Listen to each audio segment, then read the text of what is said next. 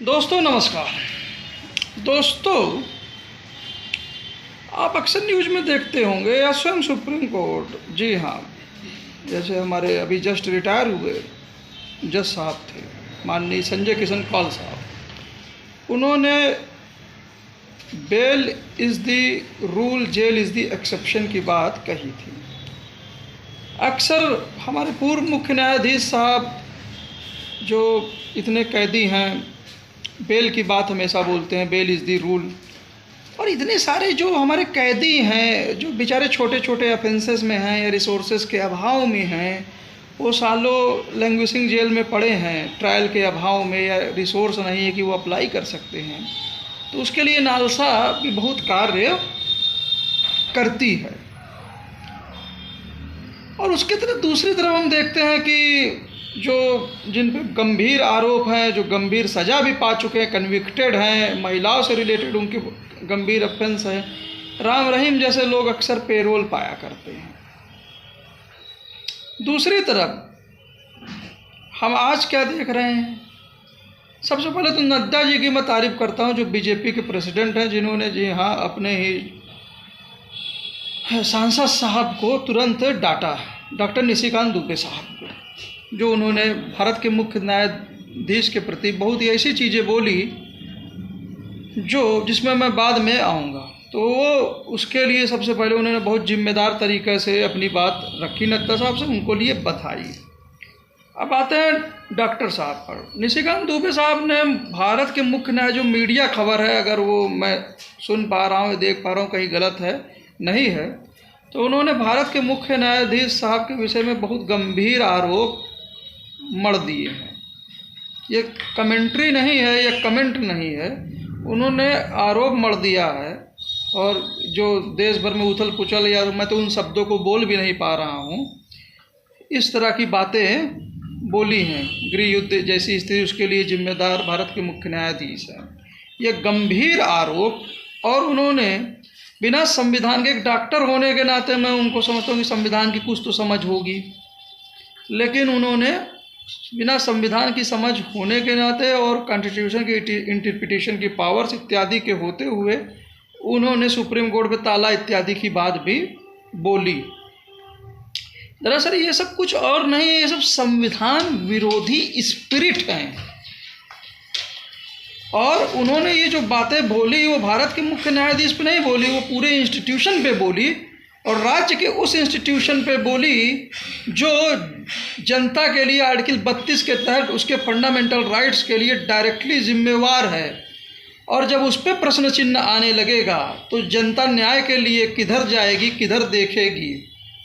एक तरह से उनका ये बयान और कुछ नहीं, देश के सॉवरेंटी पे हमला है। और ये इनके जो क्या बोलते हैं, माननीय सांसद होने के नाते ठीक है, इनको बोलने का बहुत चीज़ रखने का पॉइंट है, लेकिन इस तरह के ये सीधे सीधे कंटेम्प्ट पिटीशन योग्य है। छोटे छोटे लोग बेचारे छोटे छोटे अपराधों में उनके साथ क्या क्या जातियाँ हो जाती है, क्या क्या सुलूक हो जाता है।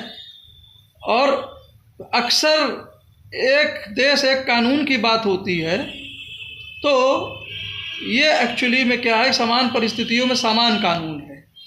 और जहाँ कोई भी, चाहे छोटा व्यक्ति हो चाहे बड़े पद पे हो, अगर वो माननीय कोर्ट की इस तरह से कंटेम्प्ट कर रहा है, माननीय सुप्रीम कोर्ट की, तो ये हर एक भारतवासी को एक तरह से चुभ रहा है। क्योंकि नेताओं पे विश्वास करें चाहे ना करें, लेकिन भारत के मुख्य न्यायाधीश और उसके इंस्टीट्यूशन के प्रति आज भी भारत के छोटे से छोटे, बड़े से बड़े आदमी में एक सम्मान है, एक रिस्पेक्ट है, एक विश्वास है। और उसको ठेस ये पहुंचा रहे हैं अपने सिर्फ और सिर्फ राजनीतिक एजेंडे और स्वार्थ के लिए। और मुझे दुख होता है, नड्डा साहब को थोड़ा और कार्रवाई देखनी चाहिए कि इन्हीं की पार्टी के लोग अभी इलेक्शन के समय संविधान बदल देंगे, 400 की बात करते हैं, इन्हीं की पार्टी के लोग क्यों बात करते हैं? इन्हीं की पार्टी के एक सांसद जो हैं, जिन पर गंभीर आरोप हैं, वो महात्मा गांधी जी के विषय में बात करती हैं। इन्हीं की पार्टी के लोग क्या बोलते हैं? बहुत दुख होता है। ये हमारे वाइस प्रेसिडेंट साहब एक कॉन्स्टिट्यूशनल अथॉरिटी होते हुए भी अपनी बात जो भी रखनी है आप रिव्यू पिटीशन से रखिए, संवैधानिक उससे रखिए, बिल ला के रखिए।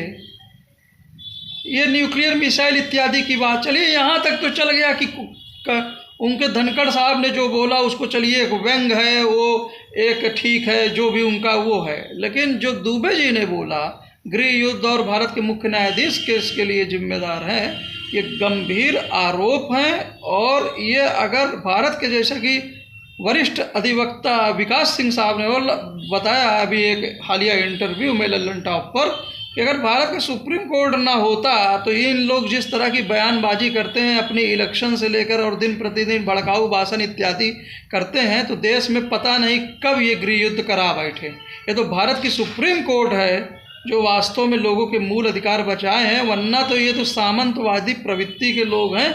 जो ये बोले वही कानून हो जाए, वो इनकी टेंडेंसी है।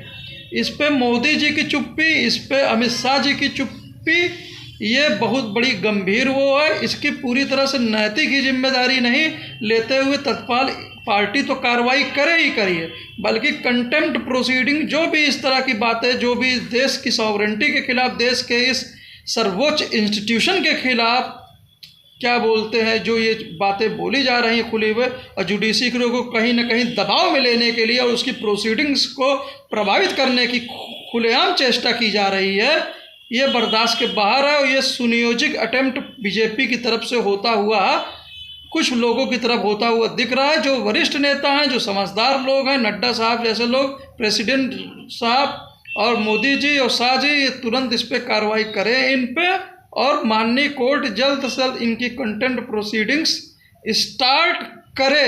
अन्यथा ये माना जाएगा कि इस देश में कानून सिर्फ और सिर्फ गरीबों के लिए है, आम आदमियों के लिए है, कि वो अगर कुछ भी बोलते हैं, कुछ भी बोल देते हैं तो तुरंत मुकदमा हो जाता है। कोई कविता लिख देते हैं मुकदमा हो जाता है, कोई अगर सच्चाई ला देते हैं सरकार की तो मुकदमा हो जाता है।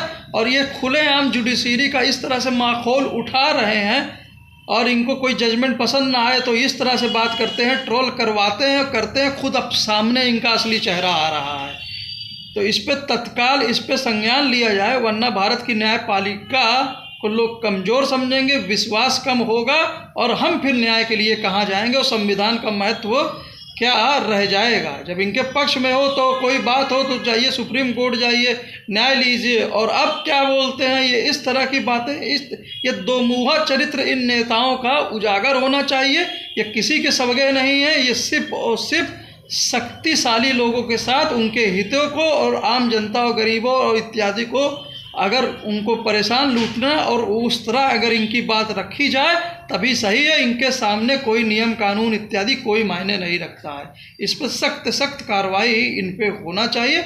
और ये पूरा डिज़ाइन जो है ये लंबा डिज़ाइन है, इसके पहले से ही एक कभी केस है वहाँ से ही मैं देख रहा हूँ। इस बीच मैंने वीडियो पे सही तथ्य रखने की भी कोशिश की, फॉर एग्जांपल जस्टिस वर्मा साहब के केस के विषय में, तो मेरे वीडियो तक भी रोक दिए गए।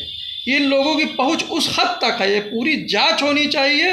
ये पूरा डिज़ाइन है भारत की न्यायपालिका पे, एक सिनियोजिक अटेम्प्ट है। और इस पे माननीय चीफ जस्टिस साहब या पूरे सुप्रीम कोर्ट बार और बेंच को अगर अंतरात्मा थोड़ी सी भी है, इनको तुरंत संज्ञान लेना चाहिए। और ये नड्डा साहब ने बहुत अच्छा काम किया है और इन पर नोटिस इत्यादि तत्काल इनको पार्टी से हटाना चाहिए, वरना ये माना जाएगा कि देश में अलग अलग कानून चल रहे हैं समान परिस्थितियों में होने के बावजूद भी। जय हिंद, जय भारत। Thank you sir.